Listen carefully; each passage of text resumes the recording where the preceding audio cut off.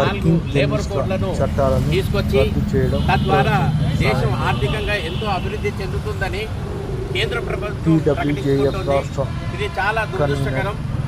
ఇప్పుడు తినడానికి తిండికి లేక కార్మికులు ఎంతో ఇబ్బందులు పడుతుంటే రాబోయే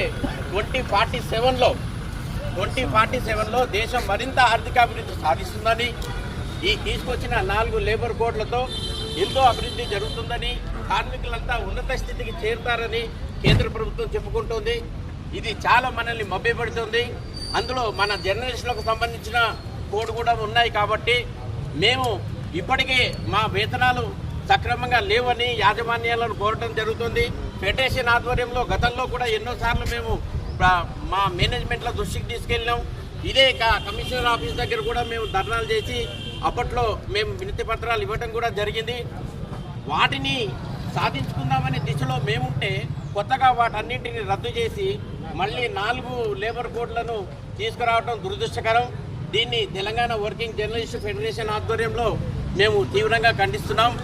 ఇందులో భాగంగానే ఈరోజు హెచ్యుజే ఆధ్వర్యంలో ఫెడరేషన్ మేమంతా ఇక్కడికి చేరి ఈ ఆందోళన కార్యక్రమాన్ని చేపట్టాం.